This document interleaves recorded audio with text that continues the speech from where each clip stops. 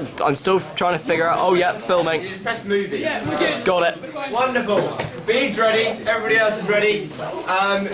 Welcome to the Cal Barkovic Testimonial Debate.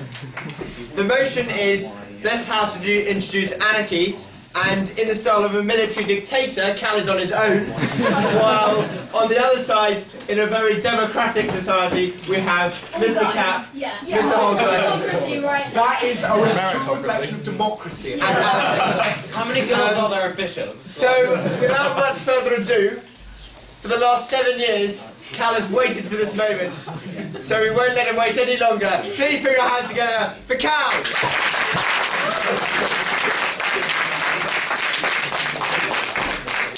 My friends, my fellow subjects, my fellow slaves, I ask you today not to consider a hypothetical as if we were the state, deciding whether or not we're going to dismantle ourselves, but rather to make a real change in your lives. I want you to unbend the knee and live a stateless life and be slaves no longer. We need not lay hands upon the Colossus to topple it over, merely to stop propping it up. Do not deal with the state, and the state will dismantle all on its own. The only things that the state does that the free market cannot provide are the invasions of your privacy, foreign wars, the prosecution of victimless crimes, and the murderous bans on experimental drugs and other terrible violations of market freedom. So, if you merely leave the state be and stop using its services, pay as little tax as you can, then that's my model, because the state will dismantle itself. But what is a state? A state is a monopoly on the legitimized use of force and coercion in a territory it defines, and an arbiter in all disputes, including those that include or involve it. Today, I'm going to attack this Leviathan with the trident of justice, so on 3 fronts: politics, philosophy, and economics. In my first speech now, I'm going to show that the state is immoral and inefficient, and in my second speech, I'm going to show you that democracy is a destructive instrument of mutual plunder and no safeguard against tyranny. So, on immorality then.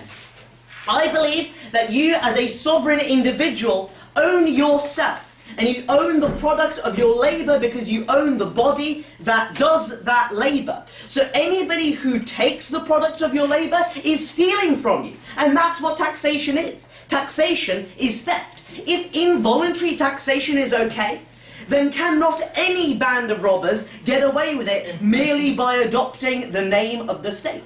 Yeah, but theft is theft too. And when you're not very big like me, you might be a bit worried that in your state of anarchy, somebody a bit bigger, like randomly Henry, might be able to take the fruits of my labour away, and actually I might quite like the state to stop him. Well, actually, I would prefer to be robbed by a highwayman than the state. A highwayman does not call himself your protector. He does not demand gratitude. He does not claim moral legitimacy. He does not condemn you as immoral if you try to defend yourself. He does not rob you all of your life. And if you get enough people together, if you are able to, say, patronise a private defence organisation, then they will be able to protect you from such a person. I don't want to go into the fineries of polycentric law and how multiple protectors can operate within a single territory, but trust me, you know, you'll have to take my word for it, it can be done. On with philosophy then. It is immoral to come between consenting individuals engaged in voluntary action. All human action should be voluntary. What right has anybody else to come between me and somebody else engaging in mutually consenting acts between adults? Whether, well, you know, of whatever sort. You, no thank you, believe in the right to, for example, do whatever you please in your bedroom. The state has nothing to do with the bedroom, right? Well, why does it have anything to do with our economic transactions? Because, of course, there are two ways to do anything. There's the political means, the means of force and coercion, and the voluntary means, or the economic means, working together to achieve things. And the state is the organisation of the political means, and that is wrong. You're out of time. So, on to inefficiency. The state is simply inefficient. I will talk about this in my second speech as well. They have no incentive to be efficient. Again, I believe in greed, but I believe in greed in all areas of society. But greed in the service of others is the profit motive. The profit motive is when your greed is compelling you to do good things for other people. Greed in the state is actually the war of all against all. It's the attempt to expropriate others through the organ of the state.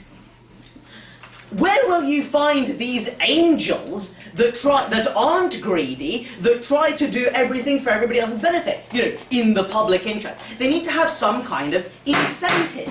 So, I'm going to finish my speech now, and I guess I'll see you in 5 minutes.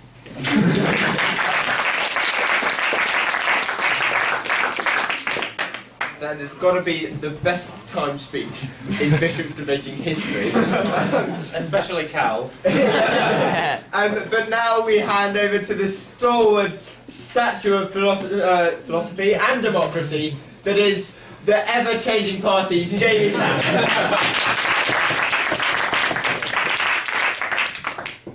That's probably one reason I like a state, because it gives me the ability to just do that. We've got lots of political parties there. But actually, in my case today, I'm going to make 2 points, I think.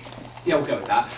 One is, of course, about society, because apparently I love society, and I love talking about it. And the other one is a point that I don't know how really to label it. So you'll see it when it's there. We'll call it something. We'll call it point 2. And that will come up probably before the other one, because that one's easier to go through.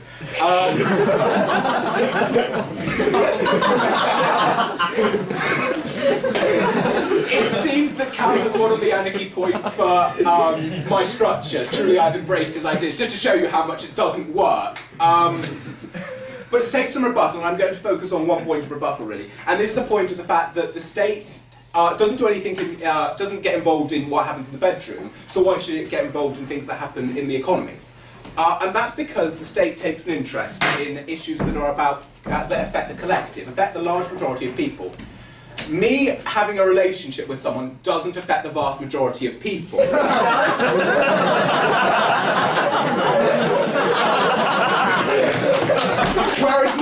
Whereas me, as a big multinational corporation, making a transaction with another big multinational corporation or a government does affect people. It affects standards of living, it affects GDP, it affects all these other economic concepts, which actually have a direct effect on everyone's lives. What happens in the bedroom does not. This is why there is individual freedoms and individual liberties in the bedroom. There are not individual freedoms and liberties in the way that Cal would put forward in an anarchistic society in the economy, because otherwise it sees that just two individuals can affect the way that people live their lives hugely through standard of living, etc. So on to my more constructive case.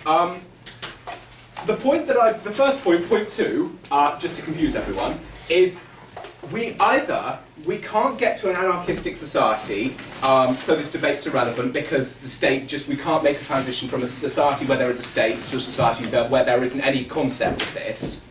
Or we can get to this anarchistic society from dismantling the state, which would mean that actually the state can't impose itself on all of our freedoms in the way that Cal seems to believe it can, and it intrinsically takes away from us, because of the fact that it's a complete dynamic shift. It's that move away from one idea to another, and we on side opposition believe that this shift is just so doesn't compute. The fact that if you take away suddenly the government from all walks of life, what are you left with? You're left with, go for it. It would be a change, so let's not do it. Well, any change is a change. That's the point of changing things. The point that Cal makes, though, is that a government is a fundamentally autocratic thing. Now, if this debate is true and you can make that transition, then the government is not a fundamentally autocratic thing. And we make the sense that actually freedoms are something which can be protected inside the government. We make that idea that actually if rights are an important thing, and actually we believe they are, then you can't make that. Then obviously this liberal society, this liberal government, must be able to be existing, and you don't need to make that full transition from what he perceives to be a completely autocratic sense of government to an anarchistic society. I'm going to go on to my society point because, of course, I'm probably more comfortable talking about society because that's all I ever seem to talk about. The thing that I think that is important to address is not that we've got these two extremes that Cal seems to put forward. The government is either an emperor or it does not exist. In a lot of situations, we have liberal democracies where actually the rights of people are the most important thing. We think that in a society, the government does not impose itself on everyone's life, and the optimum situation is where we have a liberal government that actually is there when it's but not at any other time. Almost on the lines of what Locke espoused. We believe that the government is more a safety net than the ropes that are holding you on to the trapeze. We think that that is the most important thing, and that actually the government acts as a safety net for everyone, because otherwise you create this disparate society, and actually you just don't see people. So if me and Rollo make two decisions, one of us could do very well and one of us might not. We do not believe that it is fair that Rollo achieves something and I don't under performing the same circumstances, because in society it does not work for that. No, thank you, you're out of time and I'm babbling along. So we see that the government performs an important safety net function, and it works to help people and defend themselves against what could possibly occur, which is that they could find themselves spiralling out, and actually harms occur, which generally when you espouse these ideas, they seem to say that these harms don't occur. So we believe that in an anarchistic society, more people are harmed than actually if you have a government, because simply people, as Mr. Endersby demonstrated, can actually just be abused, taken advantage of, by economic situations or other people, and also because of my logic point that I apparently had, which I'm sure worked for someone, I will sit down now. Thank you.